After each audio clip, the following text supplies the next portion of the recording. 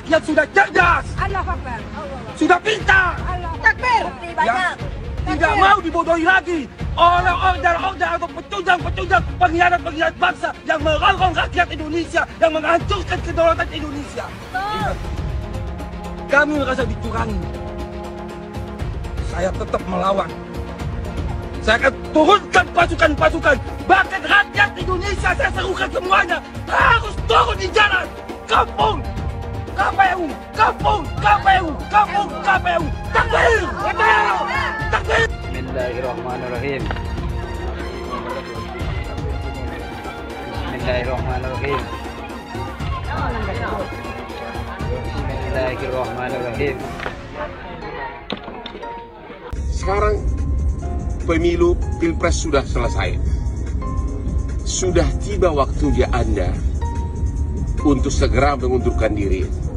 Karena tidak elok dilihat Anda memakai mobil dan fasilitas mewah sebagai menteri, karena Anda ditunjuk oleh Jokowi sebagai menteri, tapi Anda terang-terangan melawan beliau berhaluan politik, berbeda haluan politik. Mundurlah sebagai menteri baik-baik agar Anda terhormat. Jangan lengah, jangan terprovokasi, jangan terhipnotis oleh berita-berita maupun berbagai perkembangan yang dimainkan.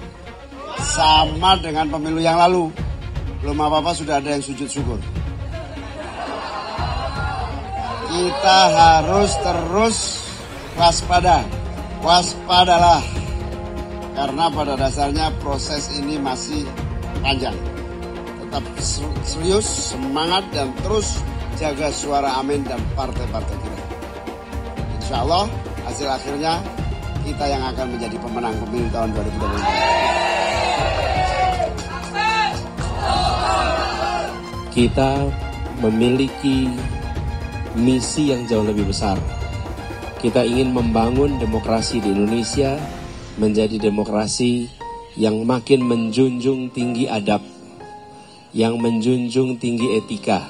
Karena itu saya ingin sampaikan kepada seluruh pejuang perubahan bahwa saya akan terus berada di dalam gerakan perubahan ini dan tidak akan bergeser sedikit pun.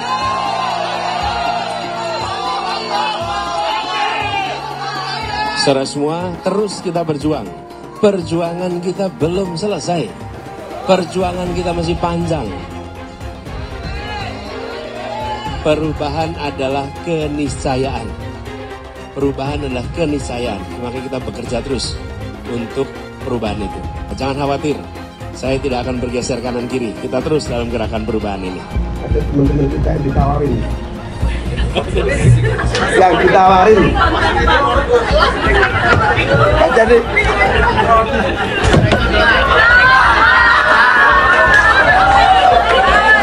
Oke.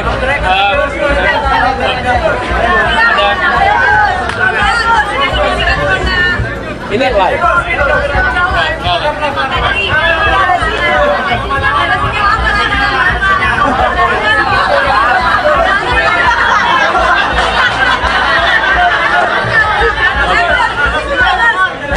Ya tetap aja, tapi datamu itu ngawur. Bilang Angin nggak punya KTP segala. Saya yang malu. Haduh, Nies.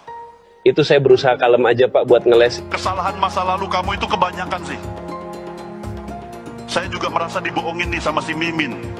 Di awal, dia janjiin banyak banget hal. Sampai maunya jadi ketua. Tapi malah zong. Pak, kesalahan itu saya sudah tutup-tutupin. Kalau soal Cak Mimin, saya juga sebenarnya capek Pak. Coba minta mulutnya diem aja. Percuma saya angkat wakil kalau nggak ada gunanya. Makin kelihatan kan kerenan Ngap Gibran? Iya bener Pak. Oke. Yang tersangka setelah Pilpres ini namanya Anies Baswedan dan Muhaimin. Mas Anies pernah terkait dengan dengan kasus Formula E, kemudian Mas Ganjar terkait dengan iktp, kemudian Pak Gus Muhaimin terkait dengan kasus yang lain, dan mereka pernah dipanggil KPK. Nah kemudian dia jelaskan karena ada proses kasus itu, bisa jadi pasca Pilpres ada yang jadi tersangka. Itu pendapat seorang Fahri Hamzah. Kalau ada proses yang kemarin misalnya tertahan karena kan berdasarkan kebijakan penegak hukum terhadap para calon termasuk para caleg itu dihentikan. Ya, orang yang sudah diperiksa ya dihentikan ketika dapat status sebagai caleg atau capres atau cawapres. Bapak bilang kalau internet itu tidak dikorupsi, itu sebenarnya sudah jadi. Nah, pertanyaannya, yang korupsi BTS itu adalah Partai Nasdem. Terus yang diatasi oleh Kemenhan Pertanian dikorupsi siapa? Yassin Limpo dari Nasdem, yang mengusung dari paslon nomor 1. Mereka menyalahkan Kemenhan yang mengambil alih pertanian, padahal yang salah DPR yang menjadi dikorupsinya pertanian. Harus kita tahu itu ya, jangan selalu sebar hoak-hoak yang tidak benar. Kita mengetahui bahwa paslon nomor 1 memang teoritis nampak bagus dan indah, kata-katanya dan lain sebagainya. Tetapi kita tahu di DKI OKOC tidak berjalan. DP rumah susun 0 rupiah, tapi nyatanya apa? Reklamasi nolak ternyata juga dilaksanakan. Pertanyaannya, apakah bisa dipertanggungjawabkan masalah 40 kota setara Jakarta, sedangkan Pak Anies saja gagal mengurus Jakarta? Anies Baswedan, ya Anies ya, denger nih. Sebaiknya kau itu jangan terlalu banyak ngomong, jangan terlalu banyak menyindir-nyindir orang, jangan terlalu selalu melihat kesalahan-kesalahan orang, seolah kau yang udah paling benar. Kau semakin kau banyak ngomong, omongan kau itu blunder. Kau sendiri gak ngerti apa yang kau omongin. Sekarang A, besok berubah B. Sebaiknya kau tunjukkan kinerja kau aja, prestasi kau aja apa. Walaupun kau udah jadi gubernur gagal di DKI 5 tahun, nah jangan kau bikin juga gagal Indonesia ini. Ya, manusia yang terlalu banyak ngomong seperti kau itu adalah ciri-ciri manusia munafik. Manusia munafik sangat dibenci oleh Allah Subhanahu wa Ta'ala. Apabila berjanji dia ingkar dan berkata dia dusta. Ya, orang yang banyak bicara biasanya tidak bisa bekerja.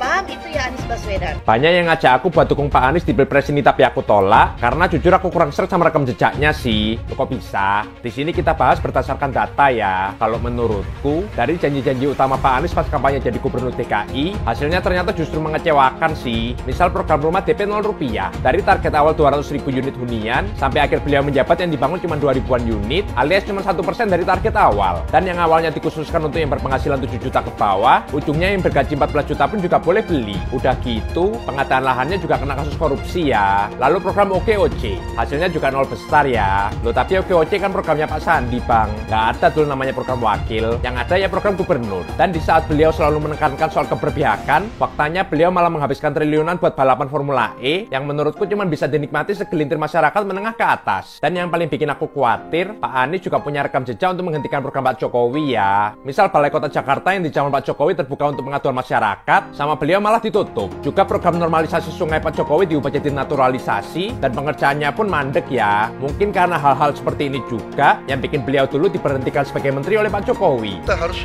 beretik dengan benar, ya, jujur. Apa yang kita katakan itu ya yang ada di hati kita. Jangan lain di mulut, lain di hati. Dan harus cinta tanah air. Jangan karena ambisi pribadi kita menyesatkan rakyat. Tapi dalam kenyataannya Pak, ketika Bapak memimpin di Kementerian Pertahanan, banyak orang dalam pengadaan alutsista, PT Teknologi Militer Indonesia, Indonesia Defense Security, lalu orang dalam pengelolaan food estate. Lalu ada kejadian-kejadian di mana kita semua menyaksikan ketika ada pelanggaran etika dan Bapak tetap jalan terus dengan cawapres yang melanggar etika.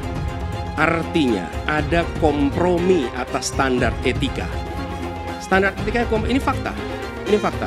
Dan kemudian dalam pidato Bapak mengolok-olok tentang pentingnya etika. Saya tidak tega untuk mengulanginya. Pertanyaannya, apa penjelasan Pak Prabowo soal itu semua? Saya menilai, maaf ya, karena Anda desak saya terus terang aja saya menilai Anda tidak pantas bicara soal etik.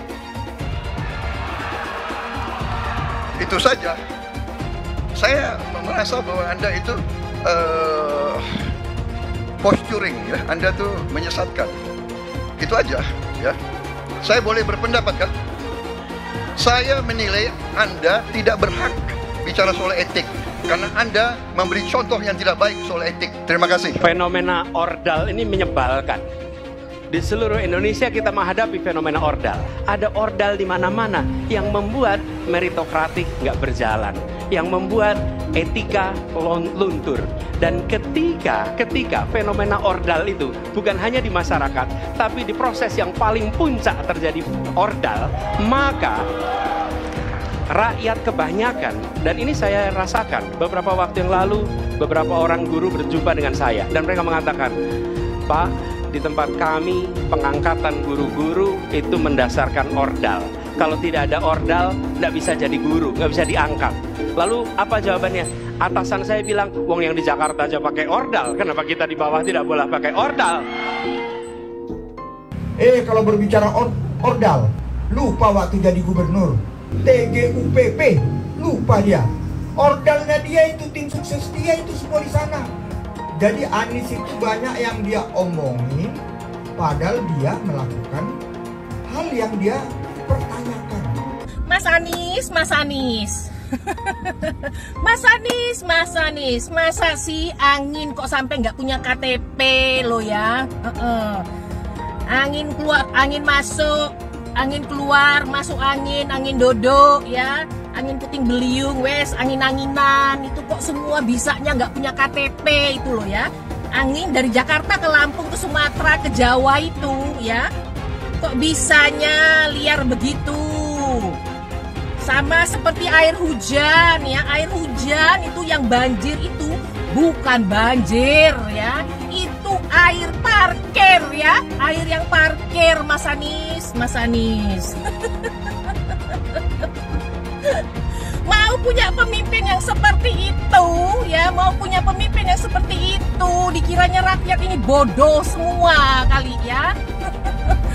Air hujan jatuh ke bumi, nggak boleh masuk gorong-gorong. Yang banjir itu bukan banjir, itu parkir. Mas Anies, Mas Anies. Mas Anies pernah jadi gubernur 5 tahun di DKI. DKI menerima indeks polusi tertinggi di dunia. Bagaimana dengan anggaran 80T, Pak Anies sebagai gubernur tidak dapat berbuat sesuatu yang berarti untuk mengurangi polusi. Terima kasih. Polusi udara tak punya KTP, angin tak ada KTP-nya. Angin itu bergerak dari sana sini.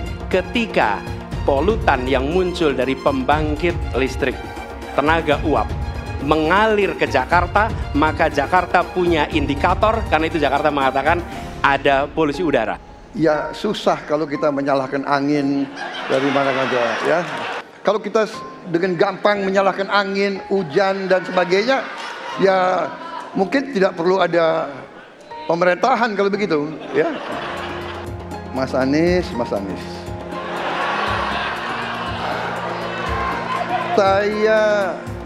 Saya berpendapat Mas Anies ini agak berlebihan. Mas Anies mengeluh tentang demokrasi ini dan itu dan ini. Mas Anies dipilih jadi gubernur DKI menghadapi pemerintah yang berkuasa. Saya yang mengusung Bapak.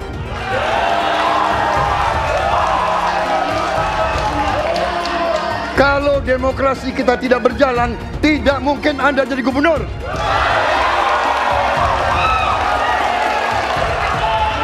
Kalau Jokowi diktator, Anda tidak mungkin jadi gubernur. Saya waktu itu oposisi, Mas Anies. Anda ke rumah saya, kita oposisi, Anda terpilih. Apa yang bisa diharapkan dari Anies? Nggak ada. Jakarta amburadul. Mimpin Jakarta aja amburadul, apalagi mimpin Indonesia. Anies itu perbual. Kayak mana apa karena perbual itu? Pembohong.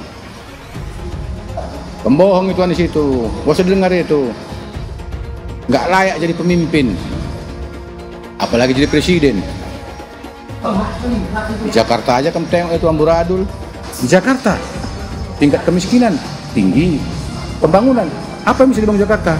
Satu puskesmas pun bangunnya nggak ada. Masjid aja nggak ada dibangun, mau ibadah. Di mana-mana kelebihan bayar. Apa yang bisa dibangun Anies? Satu aja nggak ada. Satu saja tunjukkan apa yang bikin Anies dibangun Jakarta. Ganjar belum kampanye saja tetap di atas, apalagi sudah kampanye.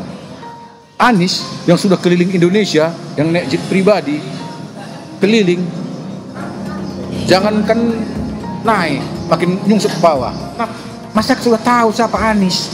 Anies, siapa di belakangnya? Oligarki, satu. HTI, FPI. Masyarakat Indonesia bukan cari orang Yaman. Indonesia mencari nyaman. Anies ini keliling-keliling Indonesia mau ngapain sih? Bingung saya ngelihat. Menawarkan perubahan tapi tanpa konsep dan gagasan. Apa yang mau dirubah dan perubahannya seperti apa? Apakah akan merubah negara Pancasila menjadi negara khilafah juga nggak jelas. Jadi perubahan apa yang mau ketawarkan nih? Jadi jangan berharap dapat lotre lah nih tiba-tiba jadi presiden Indonesia. Nggak, Indonesia ini terlalu luas, terlalu besar. Jangan bermimpi lah. Bicara ke sana ke sini keliling Indonesia seolah-olah paham dan mengerti masalah negara.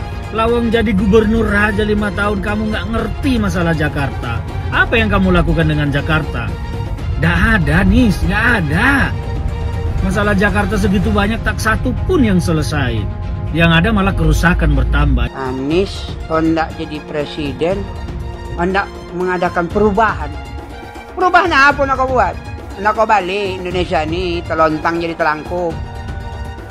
Yang sudah maju dipandang mata dunia, hendak kau manakan lagi? Apa yang makanya kalau nak baca itu pidato tuh, hendak merubah Indonesia, sebutkan apa yang hendak dirubah. Jangan kata rubah ada, tapi yang hendak dirubah tak ada. Serupa dengan rekam jejak.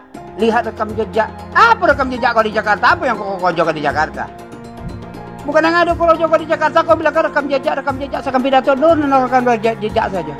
Gaya orang nanguk kau bodoh-bodoh saja, orang nak pidato kau pembodoh-bodohan. Kau anggap orang Indonesia ini bodoh semua, yang pintar orang Yaman. Yaman. Nantau kau Yaman kalian nantau. Bila ingin melihat apa yang akan dilakukan seseorang ke depan, maka lihatlah rekam jejaknya. Karena rekam jejaknya adalah prediktor terbaik untuk masa depan. Saya mensyukuri kenapa kalah, kenapa ditahan. Saya bersyukur atas itu semua. Saya coba bayangkan ya, kalau seandainya waktu itu kita menang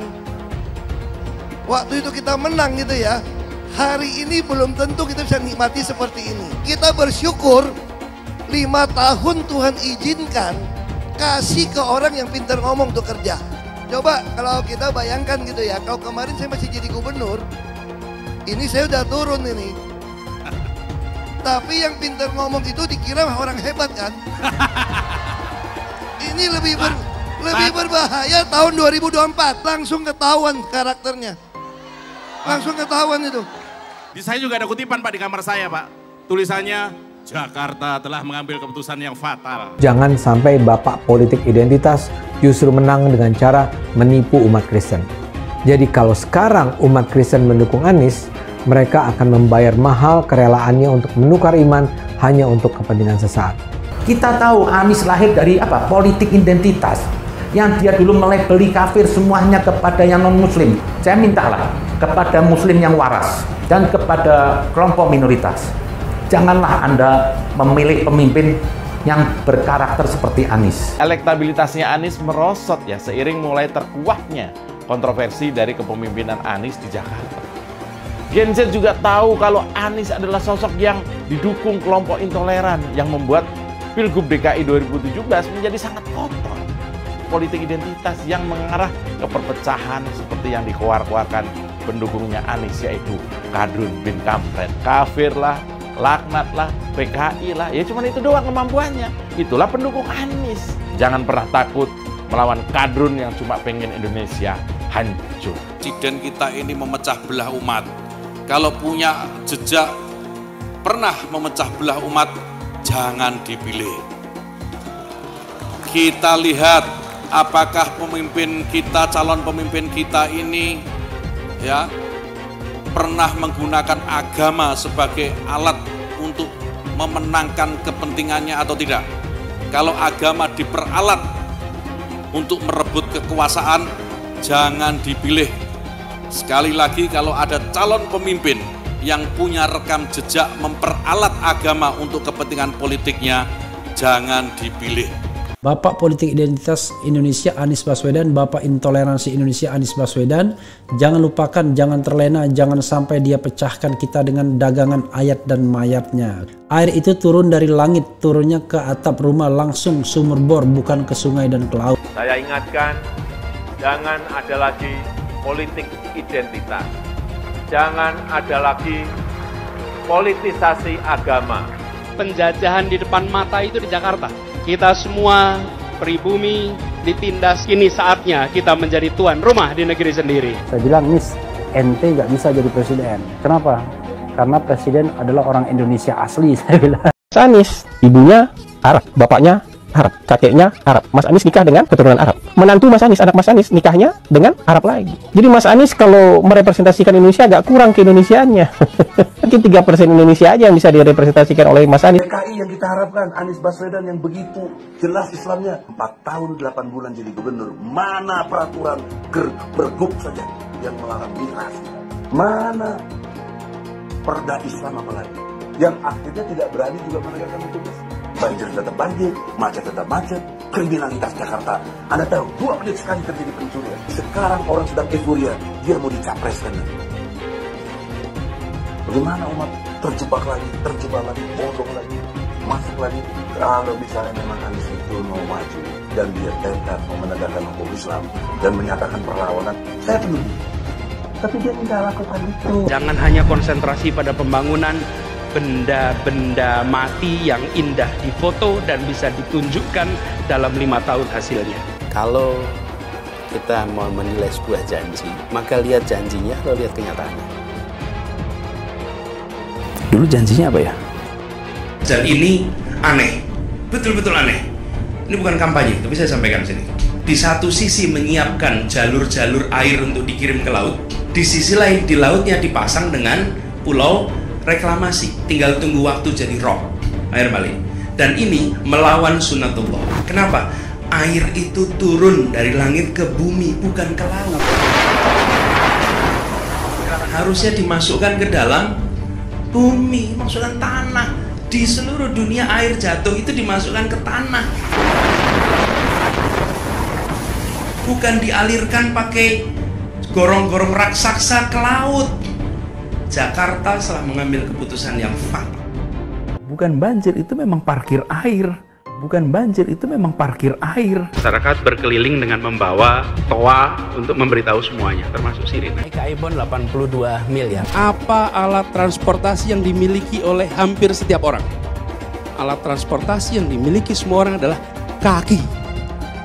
Kalau seandainya orang Jakarta percaya Pak Anies jadi gubernur pun, saya berani jamin kok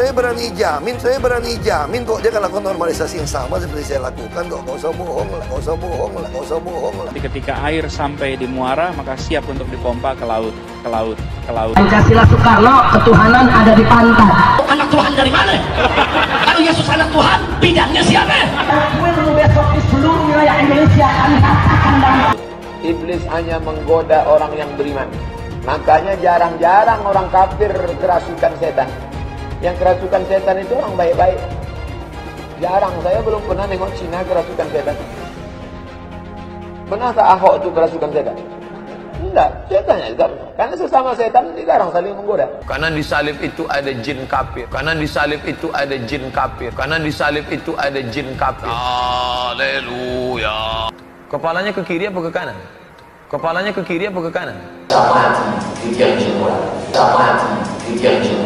Tetap percaya salib itu lambang mulia, bukan jin. Kok ketawa? Aku nggak nyindir siapa-siapa loh. Saya nggak pernah mundur untuk kebenaran, keadilan, kejujuran dan peri kemanusiaan. Gue nggak pernah mundur. Dan gue nggak pernah takut juga sama lu. Siapapun yang rasis, gue akan hadapin. Karena rasis itu tidak berperi kemanusiaan. Sama saya ditanya dulu kan, kamu nyesel nggak statement kamu di Pulau Seribu sehingga masih masuk penjara? Tidak pernah nyesel. Karena saya mengatakan kebenaran. Hai semua, dengan saya Jonas Leong. Terima kasih banyak buat kalian penonton setia yang selalu menonton di channel ini. Saya secara personal sangat menghargai waktu kalian. Dan saya sudah menganggap kalian sebagai family karena kalian selalu support di channel ini. Bagi kalian yang selalu menuliskan opini kalian di kolom komen, saya baca komen kalian satu persatu. Saya baca komen kalian untuk mengetahui opini kalian, tanggapan kalian, dan masukan kalian sangat berguna untuk video selanjutnya. Terima kasih banyak buat kalian yang selalu menekan tombol like di awal video. Video seperti ini membutuhkan waktu dan juga research. Dan ini semua gratis untuk kalian. Jadi pastikan kalian menekan tombol like-nya, supaya saya mengetahui kalian menyukai konten yang saya bagikan. 3 serangkai pembasmi para koruptor. 3 serangkai ini adalah Mas Ganjar sendiri, Prof Mahfud, dan juga Pak Ahok.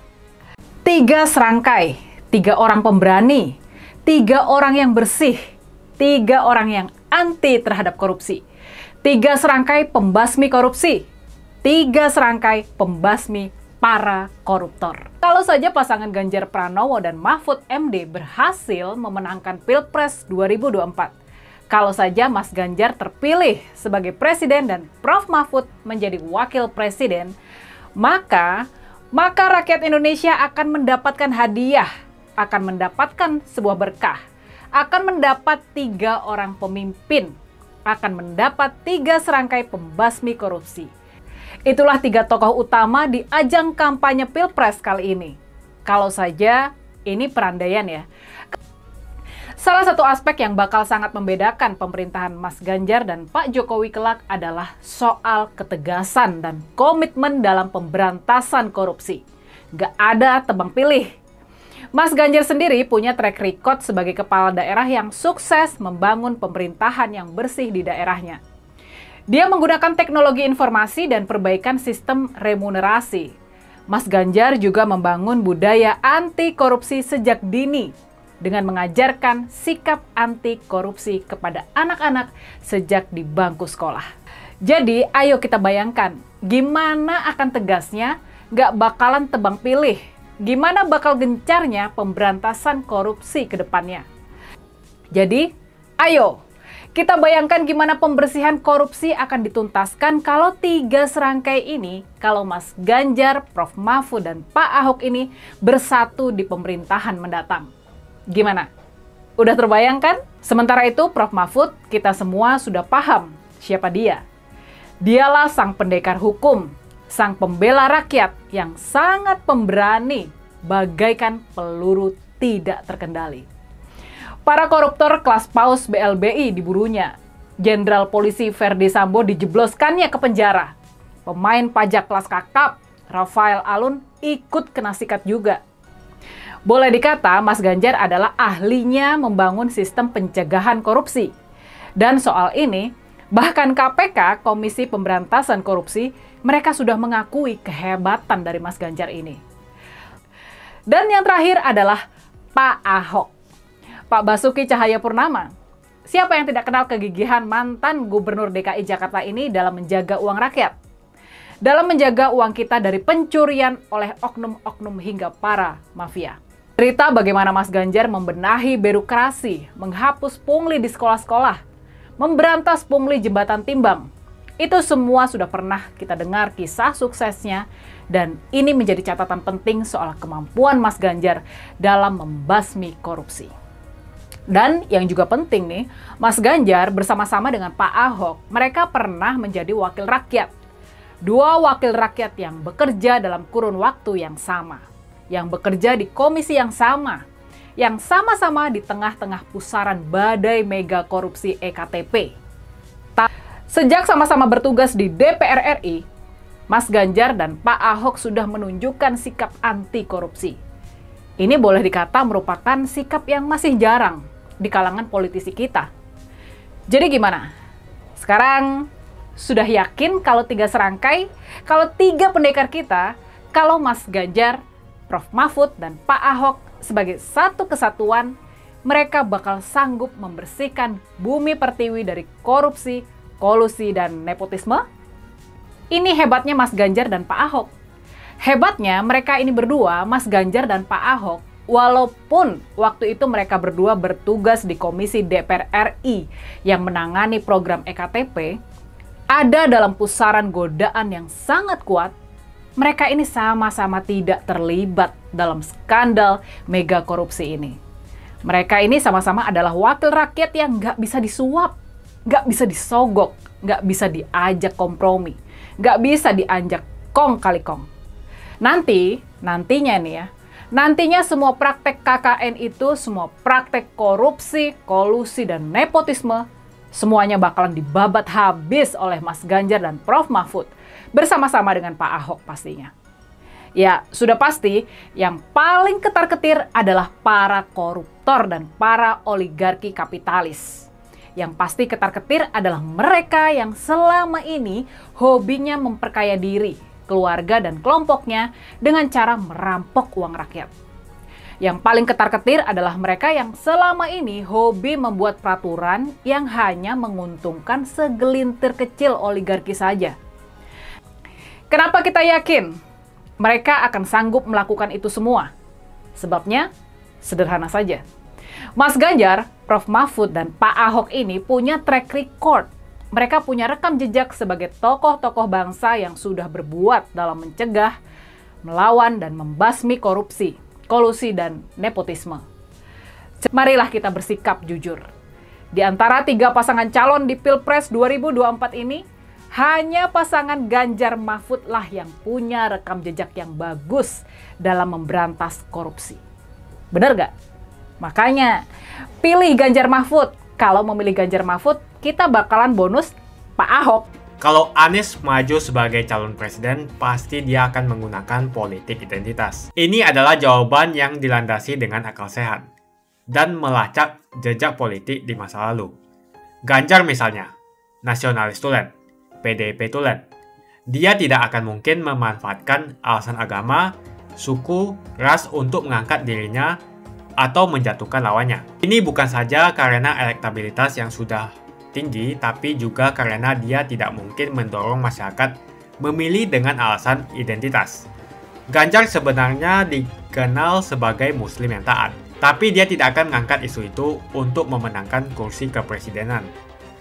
Prabowo apalagi, keluarganya pun multi agama. Dengan kata lain, mengingat Jokowi yang sudah tidak maju lagi, kali ini hampir pasti Pak Prabowo tidak akan menggunakan politik identitas agama. Jadi, kemungkinan satu-satunya yang menggunakan politik identitas adalah hanya Anies Baswedan. Pertanyaan itu lantas saja menimbulkan amarah di kubu Anies, salah satunya dari kelompok khilafah.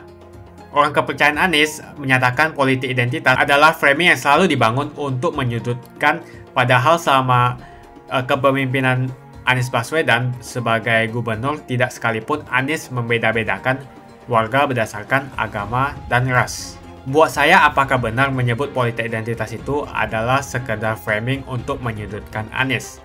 Saya akan membantah pernyataan itu. Kubu Anies terus berusaha mengaburkan makna politik identitas. Mereka berulang kali bilang bahwa identitas adalah hal yang alamiah dalam kehidupan manusia. Jadi apa salahnya dengan menonjolkan identitas keislaman seorang calon presiden? Tapi saya yakin Anies tahu yang dimaksud dengan politik identitas adalah politik yang menggunakan agama sebagai alasan mengapa seorang kandidat harus dipilih atau mengapa seorang kandidat jangan dipilih. Politik identitas ini sangat berbahaya. Politik identitas membuat masyarakat menjadi tidak rasional dalam berpolitik. Yang menjadi faktor utama dalam politik identitas adalah agama. Seorang kandidat akan dipilih karena agamanya, terlepas dari apakah dia melakukan korupsi atau melakukan pelanggaran HAM. Ketika politik identitas digunakan, maka ini akan berpotensi konflik, karena usai pemilihan, konflik itu akan terus berlangsung dalam waktu yang lama. Masalahnya, ada alasan yang cukup kuat untuk menduga bahwa Anies sangat mungkin menggunakan politik identitas, yang memang dikatakan normal ketika menjabat sebagai gubernur DKI. Dalam proses menjadi gubernur, kubu Anies jelas-jelas menggunakan agama sebagai alasan untuk menjatuhkan Ahok. Anies jelas-jelas menggunakan agama sebagai alasan untuk menjatuhkan Ahok, sampai akhirnya Ahok dipenjara. Jadi ada track record sebelumnya bahwa Anies bisa menggunakan politik identitas untuk mencapai tujuannya. Anies sangat mungkin menggunakan politik identitas karena ini memang keunggulan komparatif dari Anies. Dia mungkin saja seorang dokter dari Amerika Serikat tapi rekam jejak kepemimpinannya sangat tidak bagus. Dia gagal sebagai rektor Paramadina, gagal sebagai menteri, dan gagal sebagai gubernur. Jadi agama digunakan untuk membangun dukungan terhadap Anies. Itu saja opini saya. Pastikan Anda menekan like di video ini dan bagikan video ini ke teman dan family Anda supaya mereka mengetahui informasi ini. Jangan lupa tekan tombol subscribe dan bunyikan tombol loncengnya supaya kamu tidak ketinggalan info dari channel Jonas Leong. Dan saya akan jumpa kalian di video selanjutnya.